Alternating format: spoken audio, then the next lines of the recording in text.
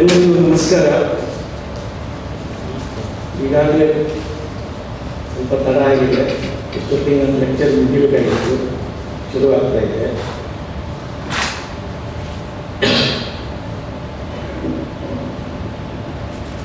Just now, you heard a beautiful summary of national education policy by Dr. English. And now I have to see that I don't repeat what he has said and avoid overlaps. First of all, I would like to make it very clear that I am not going to speak on the national education policy per se. Actually, I am going to share many of my or some of my random thoughts on education. Why do we need education? Why do we need reforms? And why we need to welcome the National Education Policy 2020. And then, of course, variety of challenges that we have to face. What are the kinds of problems we face? And so on. So this is a mixture of many ideas. Sometimes in a good sequence, sometimes randomly thrown it at you. But you can put them in sequence more comfortably. So I've given the title Future Education. That is, what kind of education would be in the coming days or the future. But some kind of a perspective of education is what my talk focuses on. So I've given the title Future Education. Next slide, please. No, I have here, sorry. Okay. Now, when it comes to the education policies and so many changes that we're talking about, I would like to give a very brief idea that in nature, all living beings, animals, plants, and microbes, never remain the same.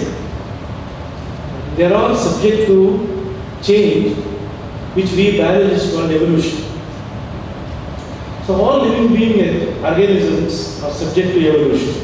Why they evolve or change? Principally because they have three enemies to face. One is the predators, microbes to man. Of course, when I say man, I don't know man, civilized man living in cities. I'm talking about the days when we were dwelling in forest, as hunting and gatherer. So, from microbes to man, organisms face three challenges. One is a predator, another is a parasite, and the third is a neighbor. When I say neighbor, it means either members belonging to the same species or to other species, different species, with which every individual has to fight for space, fight for food, fight for mate.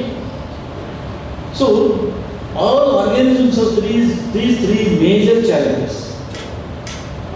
And those individuals which overcome these challenges happens to survive. Because they have some useful characters with them, ability to deal with these problems, they survive.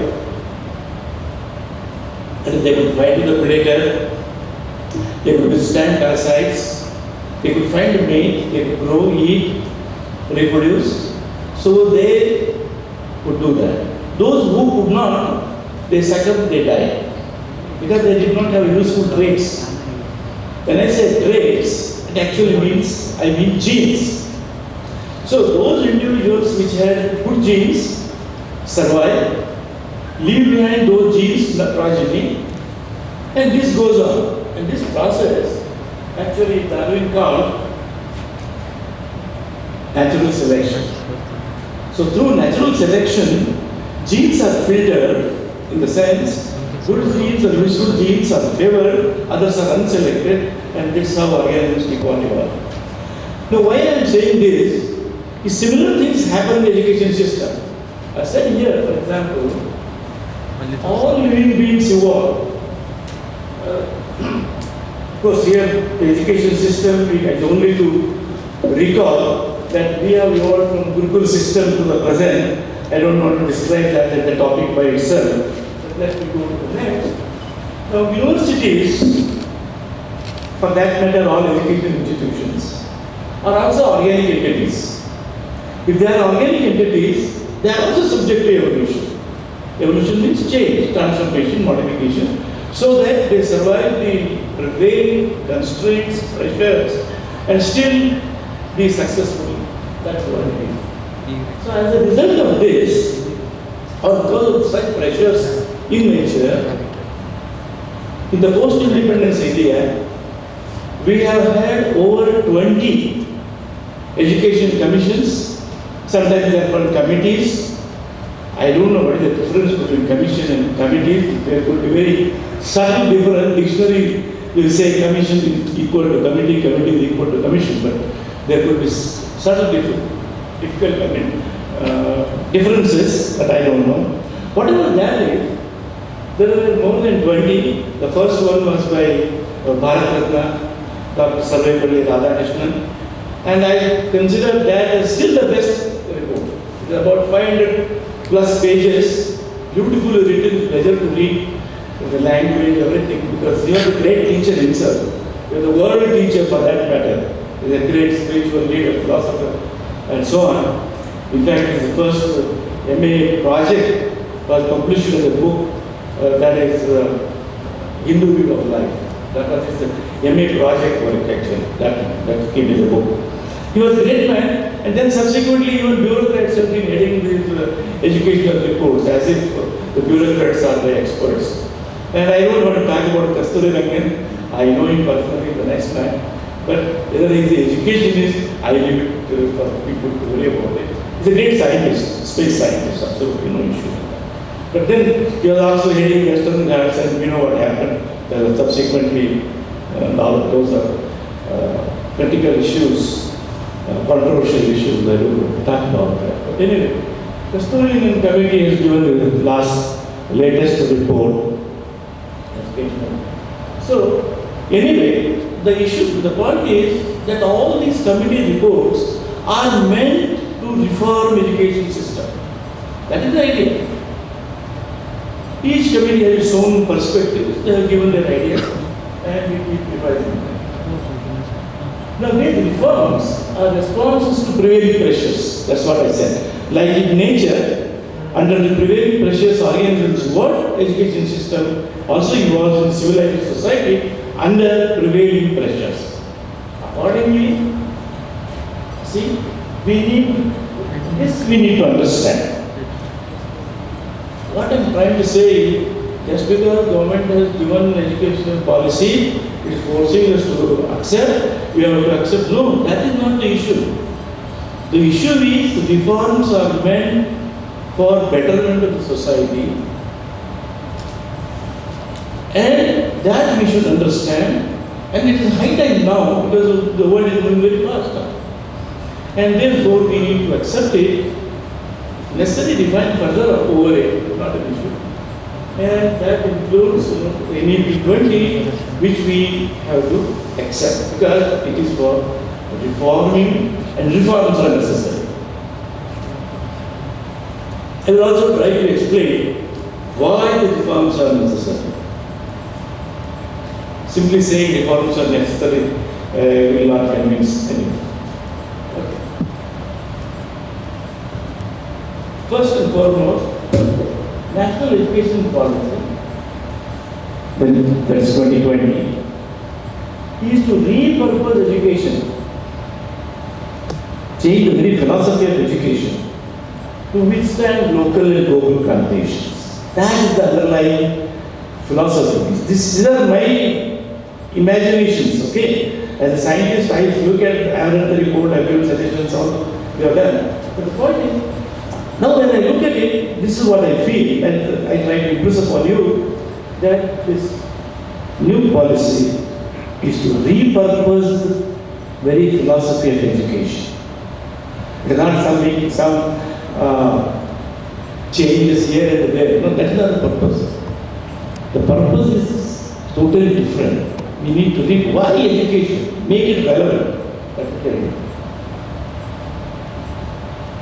Now, as you know, one thing that usually happens through education, there is a progress of science and technology. Progress in science and technology has given rise to industrial revolutions. So far, 4 industrial revolutions have taken place. If there was no education, no development of science and technology, no industrial revolutions either. So we need to understand a little bit of this. 4 industrial revolutions have taken place so far. But the industrial revolutions also impact internal education. That is the beauty. The effect that we see.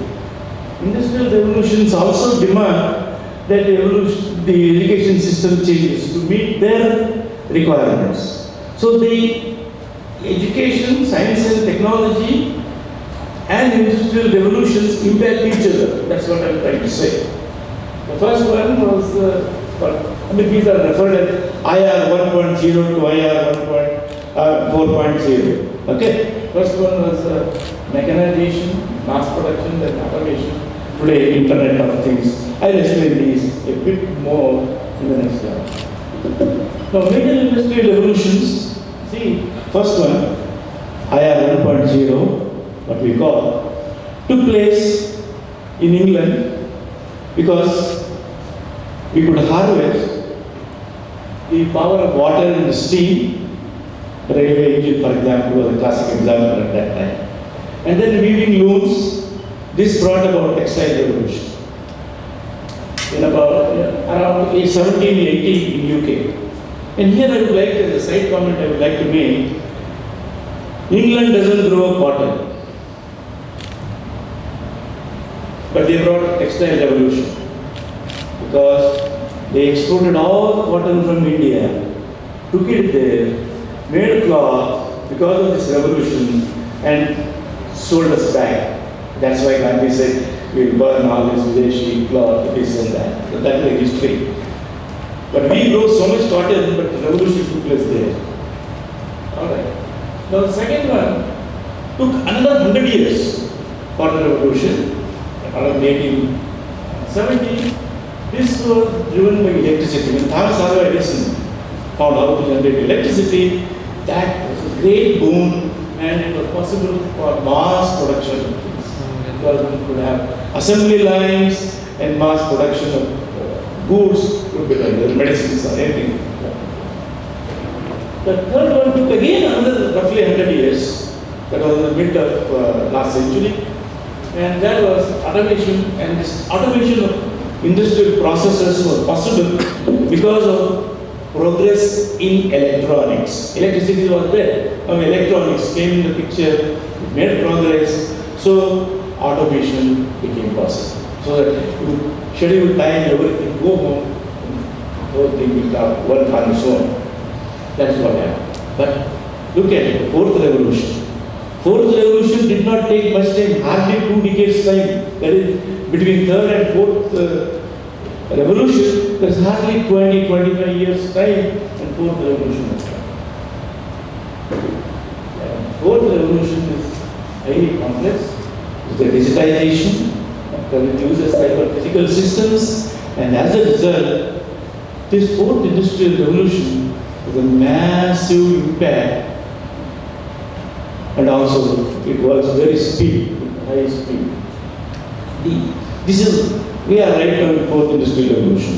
IR4 4.0 is more powerful than the previous ones, both in speed as well as in impact. That's something which is unbelievable unless you really go through it. Examples include of the fourth industrial revolution, that is the use of robotics, autonomous vehicles, driverless vehicles. Recently in Delhi also, I think they opened a metro with driverless. Okay. And then 3D printing, quantum computation, energy and storage facilities. See, when the first computer was developed, this hall was not would not have been sufficient to house it. But today, in mobile, a small chip holds thousands of library material in that, for example. So storage devices. Quantum computation, energy and data storage facilities, and then material science, nano, biotechnology, artificial intelligence. The future is all artificial intelligence. Today also, whenever you browse, whatever you browse, whether YouTube or other things, Google, it is all artificial intelligence. You give keyword and so many things come. These are example of artificial intelligence, nothing else. Tomorrow, doctor, you may have a machine to tell us what medicines to take. I put my symptoms, it will take this. You have fever, take paracetamol. But whether machine is responsible for whatever happens is another issue. But that's the kind of artificial intelligence is going to dominate our future life. So, as a result of this fourth IR and complex digitization processes, what we have today is Internet of Things. You can, for example, sitting here, if I am connected to my mobile, I can very easily see whether my car is removed from my garage, is going somewhere, what is happening. I can see from here. It is connected. My refrigerator will tell me whether enough milk and food or things are there or not. It can tell me. Once you connect it, psychophysical systems, all this can happen. Internet of Things, then Internet of People. If you are, let us say, the whole college may be connected with students, teachers, everybody may be connected through WhatsApp and other media, whatever you have. Internet of People, then the Internet of Services, home delivery, doctors, medical shops, or whatever, everything can get going. So this is what is happening. Kindly, may I request kindly to keep your mobile in silent mode as a courtesy to the speaker. Thank you very much.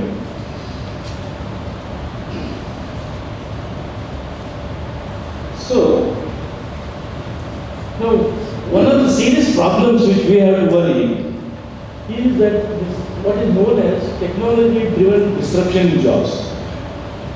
Large number of types of jobs are disappearing. For example, today, do we get a typist? Do we get a steno? You don't get anymore. There are so many jobs we have lost. Hundreds of types. I mean, I am not saying number of jobs. Number of types of jobs are lost. That is a serious issue. And this is called technology-driven disruption in jobs. Sometimes it's also called destructive creation. You have created something, you have destroyed something else. That is what is happening. If you can do work of 4 people, then 4 people do the job, something new has come. Fine, absolutely no issue. The examples include assemblers, fabricators. For example, window fabricators are.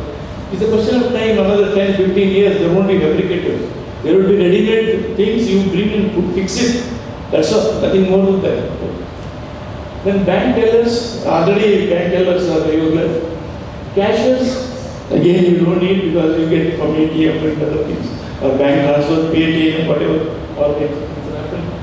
Fast food cook, fisher, legal secretary, because now machines will tell us legal advice. In America, people have already started taking advice through artificial intelligence, through machines. So you don't need a lawyer. Oh, I have this problem, what shall I do? Computer will tell you what to do. Legal advice. Mail carrier, printing press operators, retail jewelers, They will all go. Then sports referee, umpire, for example, when there is a controversy, there is a third umpire, which actually is a machine, computer, which will tell us, not the man. So soon it may happen that the regular umpire may not be there on the field. Good for him. He doesn't have to be in the sun from morning till evening. Then telemarketer, textile workers, travel agents, because when we book our own tickets, why do we need a travel agent? We don't need travel agents. What happens? So, many such jobs will disappear by 2030, for example. It may not happen in India. In India, whatever happens in the West, it happens 10, 15 years later here. But it happens, that's for sure. So fortunately, but at the same time, fortunately, new jobs are created.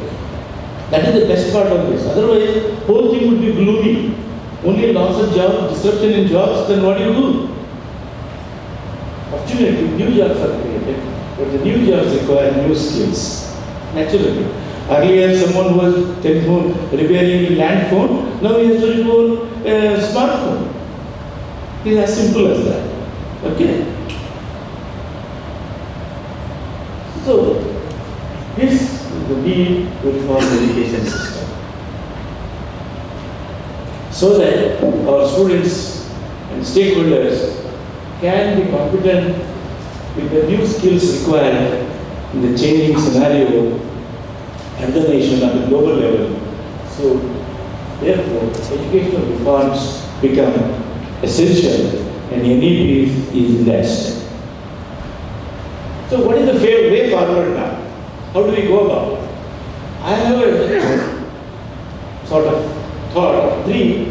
You can continue the list, make 4, 5, 6, and you can write, no issue. For example, first thing first, that is embrace new education system. Don't bother about it. Take it. It has come. It has come not just because the chief, the Prime Minister is very serious to push it. That's okay. But even otherwise, we need to accept that. So we need to embrace new education system for our own sake, for our own future generation's sake. We need, not because Modi wants it. No, I don't think that way. Somebody has to push it. He is pushing. That's all. But we need to accept that. That is very important. And then change your teaching, learning processes. That becomes essential. Otherwise, it is not going to work. And then, what is the focus of future education? Creation and making innovation. That would be really the future focus of the education. That you must remember. If we don't do that, we can't do that. Now, when it comes to, after we have embraced the new education system, then I said, we need to change the teaching learning processes. What would they be? Again, I have listed a few. The list is not exhaustive or complete. You have to add more, which I leave it to you.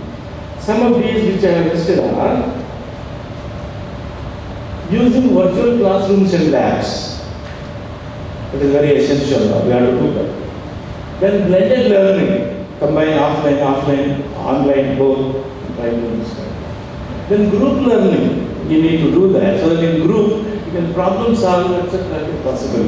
You learn from each other, not just from teachers, but we have to learn how do you solve. Ultimately, this is shaking now. So, still 4 students, okay, this is shaking, now you do whatever you want. You will find one fellow will bring a stone, another fellow will bring something, piece of paper or something, fold it, keep it, do whatever. But somehow you have to solve, learn how to solve. Okay? Otherwise, teacher will say, oh, this is doing, you do this. That's not the only way, 100 ways of doing it. Then the students learn but through what you call group learning. That also can be possible. And then project-based learning, give him a project. The sound, let us say, it makes echo. Now, how do you solve it? The engineering department. Let the students decide how they should make it soundproof. You don't have to tell how to do it. Let them do it. Then project-based learning, seminars, quizzes, using various apps, social media, Content sharing. Suppose I develop something, I need not keep it for me.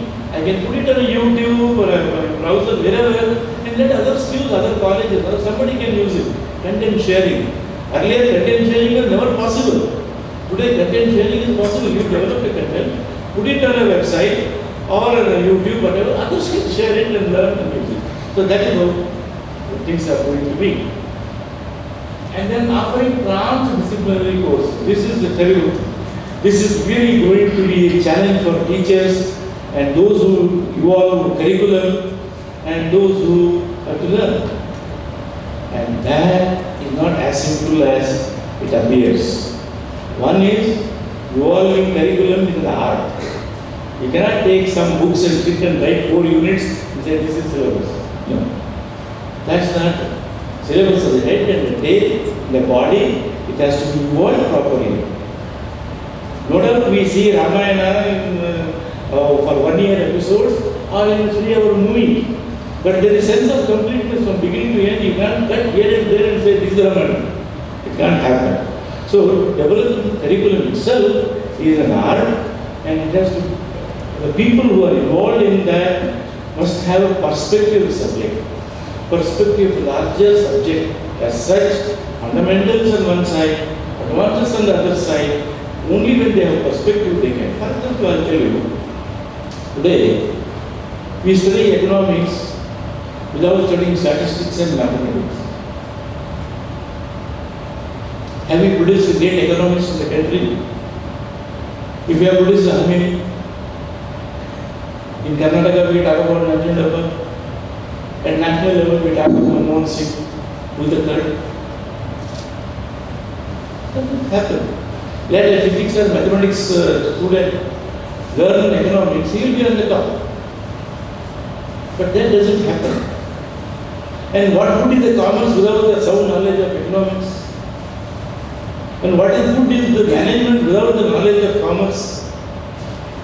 So, economics, commerce, management should go together. Likewise, sociology, anthropology, social work must go together. Why study botany, zoology, microbes separately? Why not together? As the processes, living processes. How they breathe, how they reproduce, how they grow, how they meet the challenges. What are the essential things? That's what can we not learn? It's time for integration. And therefore, transdisciplinary approach is something which NEP is telling, and then Dr. Venkatesh also mentioned on that. So those are very, very important.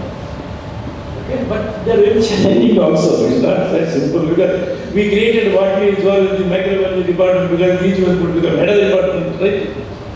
That was the idea. We created so many universities. Sometimes potential candidates who wanted to become vice chancellor managed to get new universities done also. Where is the need? No, absolutely no. But that has happened. Then courses and skill development you need. Collaboration and linkages, of course, you are also touched. Those are necessary. Okay. Now, basic paradigms, ultimately, whatever may be the process and other things of learning in the 21st century are that we must learn to know. Knowing is not enough. Learn to know. That must happen. Then learning to do. If we don't do, only learn, what is the point? You must know to learn to do. And then learning to live together. And finally, learning to be. These are basic 4 elements of learning. If those are missing, then we really don't learn. We may learn enough to pass an exam and get good marks. That is not learning. It is like, education. We say, oh, we are all educated because we have degrees. But where is the education? You have literacy. With all my degrees, if I eat pan and throw outside, what is the use of my PhD degrees or this or that? What is the use? I don't have education. But let me tell you, an illiterate people may be highly educated. But literate person does not necessarily mean he is educated. Very, very important. Education is totally a different person. An educated person, in the ultimate analysis, is one who does not inflict pain on others. There are numerous definitions. You can have thousands of definitions on education, literacy, etc. But finally, the so-called education is to make a man a complete man, a good human being. Otherwise, what is the difference between us and the animals? Animals are much more logical that way. Much more, even a lion will not come and attack unnecessarily unless it is really hungry. A snake will not come and bite unless you step on it. If there is a cobra here, you allow it to go, it will go from the other door without biting anybody. You step on it, it will bite. So they are much more logical, much more sensible. But we human beings are different. I mean, I am part of that, of course. I am not saying others, we are all part of that. So anyway, I'm trying to impress upon you that what education really and learning really means. Now, we have been talking about right education, good. We have talked about right to education. Very few countries in the world have accepted this concept of right to education. Still, there are many countries which have not accepted right to education. Even in America, if you go, not the GRA, what is the gross enrollment ratio, is not more than 50, even in America. Of course, somebody will say, America, oh, even taxi driver talks English. What else will he talk?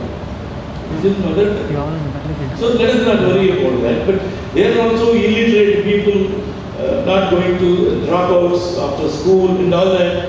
And in fact, if you go to America, they all depend on foreigners actually.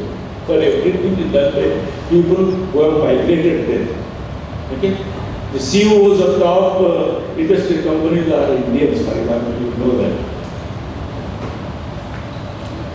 Anyway, so right to education is fine. We have talked about it enough. We started during Rajiv Gandhi's time, right to so that we said everyone should have education. How it has progressed is another issue. If in a town, if every student wants to go, where are the high schools and schools that many? You don't have. We have about 1,000 students can go to a primary school, 2,000, yes, but if there are 5,000 children, what do you do? According to right to education, all 5,000 must be given. No question of selection, no question of rejection. Everybody must be. That is what right to education means. But that doesn't happen. Anyway, we have talked enough. Some improvement is there in gross enrollment ratio, which was below 20, now it is about 25, which is fine. And it will probably increase more, but we need proportionate number of schools, colleges, everything like that. Then we need to move from that anyway to right education. It's not enough if you say right to education. Right to education, yes, it is my fundamental right, fine. But what about right education? Don't I deserve right education? I need right education. And then, under the light of this 21,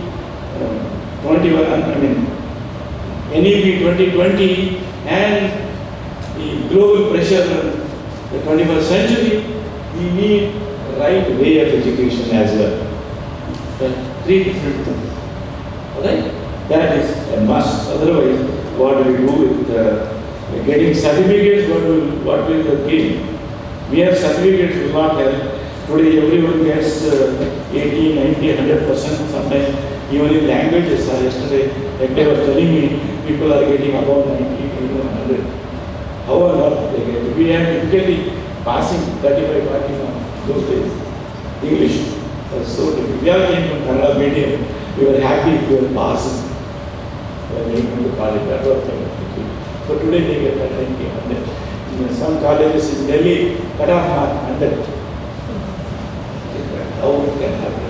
I don't know. As a science person also, I say, except in mathematics, nowhere else one can get 100 out of 100. Even mathematics, you can argue if the examiner is shrewd, he can make it a 90, 95, 98, 99, but not 100. You can always say some comma is missing, dot is missing, dot is missing, you can always find, but that doesn't happen.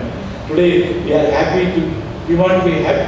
We want to be, trouble-free. We don't want students to trouble us. So if we can't teach well, poor marks, student will have. If you are a good teacher, you will not do great marks. Too many marks. It is impossible. I had one teacher, for example, when I was a student. Those were days, a new subject was introduced in our university. for which there were no books. So we were taking notes, everything carefully, everything he taught, we would take, and I got highest marks, but that was 15 or 16 out of 25. So I was wondering why I got less marks. I have written everything the teacher has said, but I had a courage to go and talk to him. So I said, sir, of course diplomatically I said, sir, what is wrong? I have written everything you have written, but still I have not got enough marks. That was still first class marks, but not enough. Then he said, Srinivas, you have written everything I have said. Did you write anything more from your side? I said, thank you, sir. I learned that was a wonderful lesson for me, which I have not forgotten after 50 years. And now I say, you are 100% right. I was so happy. He wanted me that I should go to the library, read more, somehow, whether the books are there or not, struggle, do something and write more than what he has taught. Where are the teachers like that today? They don't have teachers. And for, let me not give you. Come back to this. So, in NEP 20, now I come to the implementation challenges. Some of these are already mentioned to you before. Of course, NEP talks about both school and college education, and I don't talk about school education today because the audience is not so much concerned or interested in school education, only college education. Now, let me make a statement that all policies are good. Radhakrishnan to today, even Radhakrishnan policies, even 50% is not implemented after 50 years also. Kothari Commission, Yashpal Commission, you take any commission. We can choose few interesting, important things that which people, politicians, whatever they like, they have implemented. Others, they are in cold storage. For all the reports, there is a huge cold storage of unimplemented policies. If you put them together. So, all policies are good, the devil lies in the implementation. No policy is bad, but the real challenge is in the implementation. How to do it, how we are going to do it, I really don't know. It makes this really tough. Alright? Implementation issues are complex and require great will and commitment. Acceptance. That is what we need. That's why I said, embrace the new education system. Unless we are happy to do that, regardless of the problems. Suppose somebody tells you, go to the class without taking a piece of notes and deliver the lecture. How many teachers would be happy to do that? But there are teachers who have done that. Many people have done that. I had such teachers, lucky, who never brought a piece of paper. A chemistry professor was there, teacher in college. He would come, he will ask, oh, so what was I teaching boys last week? Sir, you were teaching benzene. Oh, benzene? Ah, you start from benzene. If you say talcum, you will speak talcum. No issue. And with whole chemistry, you knew. Anything you say, you will need no notes, nothing. But today, how many of us, including me, would be happy to go to the class without notes and still give a good lecture? Believe me, we can do that, but we don't have confidence to do that. Our mindset is prepared. I must go with all the set, everything ready, have PPTs and read, have PPTs and read, PPTs and read. So lecturing has become very easy to do. But you ask the teacher to define every word he uses, he will have everything. If I say hormone, if somebody says, define what is hormone. Enzyme, okay, define enzyme. Definition. Giving definition. School, college, education, anything, any word he uses, if somebody asks, define, we are in trouble. It's a side remark, don't take it seriously. There are teachers. Now, NEP calls for massive changes. That is one thing for sure. Alright? So, what is that? Some of these I have listed, some 8 or 10 I have listed, and there are many more. Redesigning lecture halls. Because lecture halls also require redesigning. Labs have to be redesigned because of redesign curriculum approach, everything. To incorporate blended learning, extensive use of digital pedagogies, that is another major challenge. Building lecture hall complexes may be required because when you have a transdisciplinary approach, so students studying different subjects may come for that particular class there. So you may require complexes now, where a teacher will go there and teach there. So that is the new requirement. So in other words, this whole thing what I have written, some of these things are written, can be summarized as infrastructure development.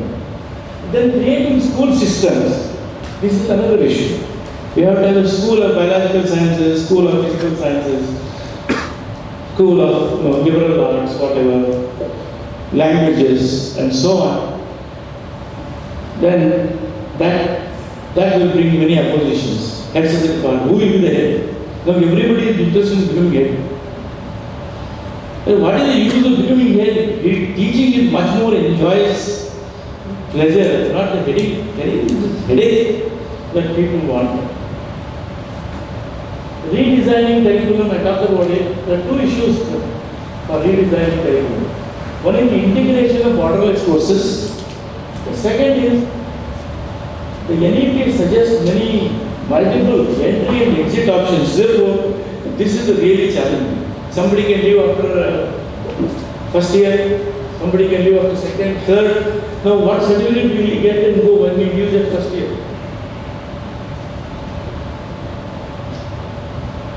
And remember, there has to be continuity of thought from fundamentals to the latest as it goes from first, second, third year.